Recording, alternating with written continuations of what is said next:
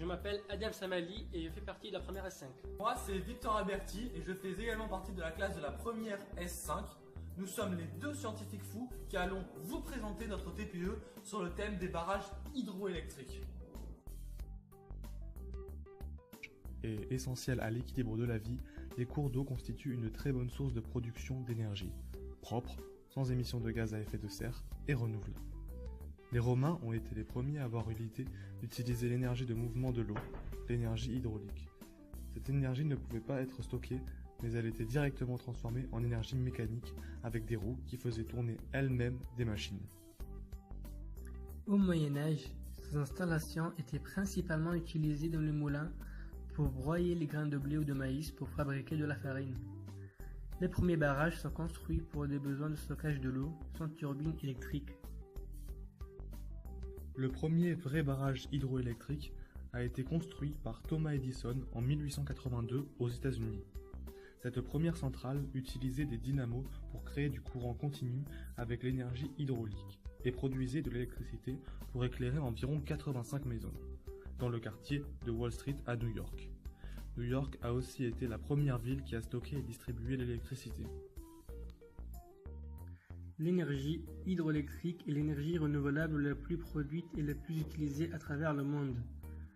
Les centrales hydroélectriques produisent de l'électricité en utilisant la force de l'eau. Cette eau fait tourner une turbine qui produit de l'électricité grâce à un alternateur.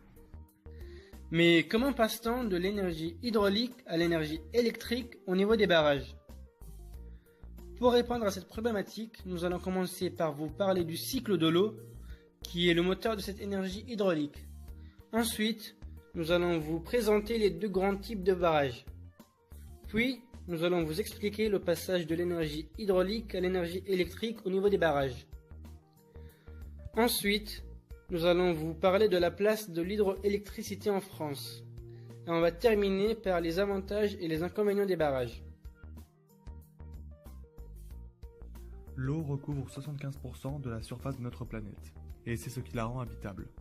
L'eau se renouvelle continuellement selon un cycle qui se répète perpétuellement entre l'atmosphère et la lithosphère. C'est le cycle de l'eau. C'est un même circuit fermé depuis des milliards d'années. Pendant ce cycle, l'eau subit plusieurs transformations physiques. Elle est sous plusieurs états, liquide, gazeux et solide. Ces changements physiques délimitent les étapes du cycle. L'évaporation, la condensation, la précipitation, le ruissellement et l'infiltration. Le vent et le soleil sont les moteurs du cycle de l'eau. Le soleil chauffe l'eau des océans, des lacs et des rivières, qui s'évaporent et forment des nuages en altitude. Ces nuages se déplacent grâce au vent après avoir subi plusieurs événements climatiques.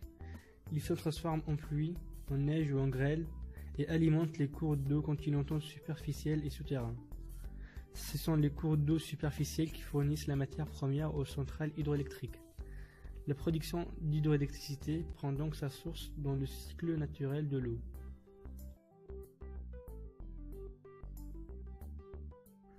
Un barrage est un ouvrage construit en travers d'un cours d'eau pour le retenir. Il sert à fabriquer de l'énergie hydroélectrique. La puissance de la centrale dépend de la hauteur de la chute et du débit de l'eau. Il existe deux grandes familles de barrages. Les barrages de haute chute, ils sont présents notamment en montagne et n'utilisent pas le débit mais la force de l'eau qui tombe pour faire tourner une turbine. D'ailleurs, l'eau est acheminée jusqu'aux turbines pour une canalisation appelée conduite forcée. Le deuxième type de barrage sont les barrages de rivière, qui se trouvent dans la vallée. Là, la hauteur de chute est très faible. En revanche, le débit de l'eau est très important. C'est ce dernier qui fait tourner une turbine.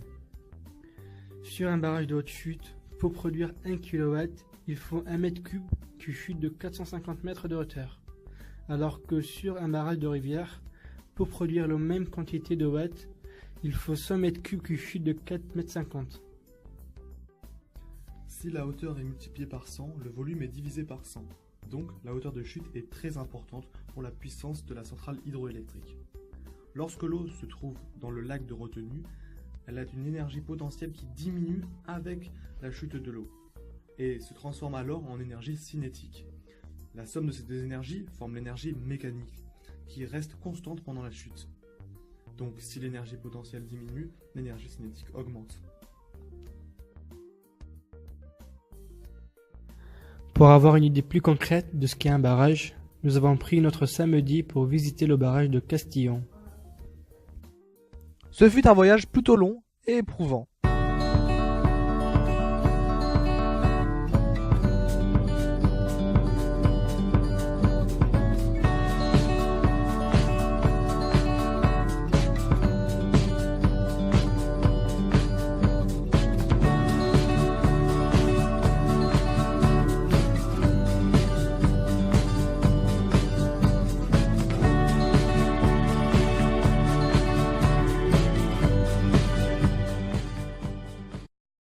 Nous avons été gentiment accueillis par Blandine Audiger, adjointe groupement d'usines, qui travaille sur les lieux depuis plusieurs années. Une fois arrivés, nous l'avons attendue. Puis, nous nous sommes équipés pour éviter tout risque, avec les casques par exemple. Le barrage de Castillon a commencé sa construction en 1928, organisée par la CHEV, Société hydroélectrique du Verdon. Elle bénéficie des réparations de l'Allemagne au lendemain de la Première Guerre mondiale. La construction de ce barrage a employé environ 1200 ouvriers, dont en grande partie des Allemands. Il a également été financé en partie par l'Allemagne après le traité de Versailles. Les travaux ont été stoppés en 1932 suite à la faillite de la CHEV, SHEV, mais ils ont été repris en 1945, fin de la Seconde Guerre mondiale, avec 2200 ouvriers, dont environ 800 Allemands prisonniers de guerre. Ça a été un chantier colossal, puisque les ouvriers ont dû creuser à la sueur de leur front, avec leurs pauvres pioches, des centaines de mètres de galeries dans la roche. Sa construction s'est achevée en 1948. Au début de la visite, la guide nous a parlé de la sûreté hydraulique qui sert à maîtriser les risques liés au barrage. Les ingénieurs ont prévu un marnage qui montre l'élévation et la baisse de l'ouvrage en fonction des fortes pluies, des fortes neiges, etc. S'il y a une élévation trop importante de la retenue de l'ouvrage, le barrage est en péril. Et lorsque ça peut arriver, des équipes se relayent. On appelle alors cela le service de cas. En fonction de l'élévation, on dose les évacuateurs de crue. Le barrage de Castillon dispose de 2 évacuateurs de crue qui sont reliés à 150 mètres de galeries, soit des conduites forcées. Ces galeries jettent l'eau dans une rivière à 200 mètres de l'ouvrage. En cas d'urgence, le barrage dispose d'une vanne de fond qui permet de faire une vidange du plan d'eau si des difficultés sont rencontrées par rapport à la stabilité du barrage.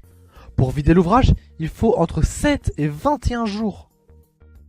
C'est pour éviter de rencontrer le même problème que par exemple le cas de Malpassé, où ça s'est vraiment mal passé car ils ont monté l'ouvrage très rapidement alors que normalement on fait une élévation du plan progressive pour voir comment le barrage se comporte.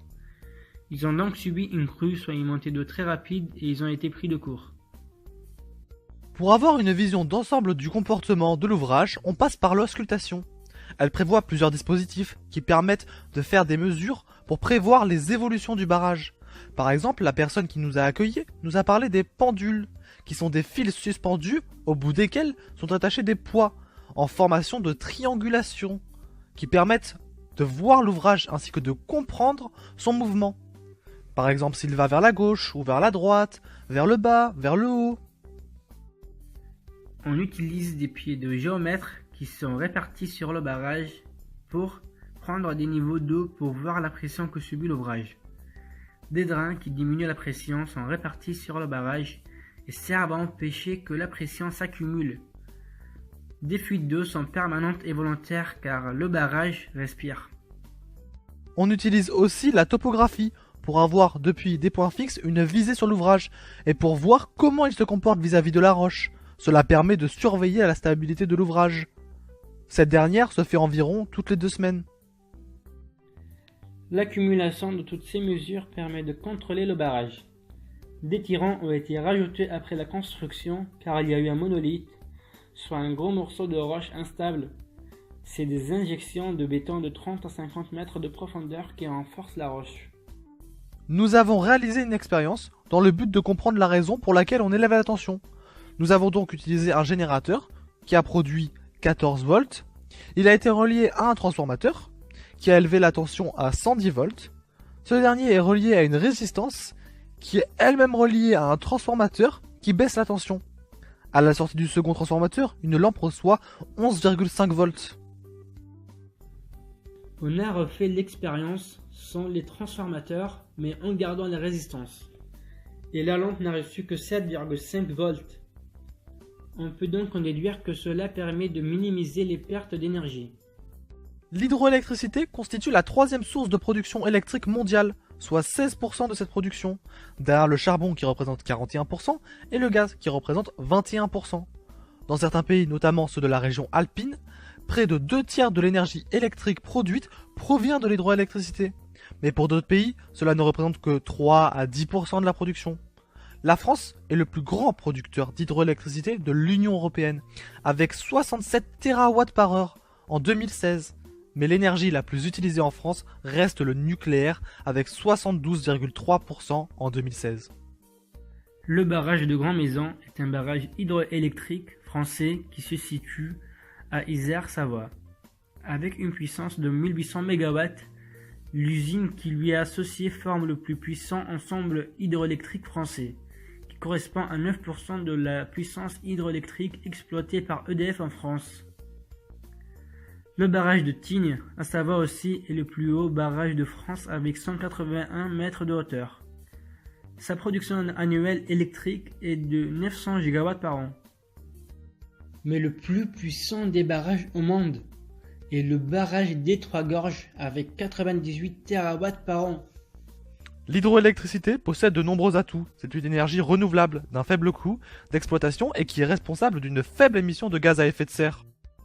Elle présente toutefois des inconvénients sociaux et environnementaux, particulièrement dans le cas des barrages implantés dans les régions non montagneuses, comme les déplacements des populations, les éventuelles inondations des terres agricoles, les modifications des écosystèmes aquatiques et terrestres, et encore le blocage des alluvions.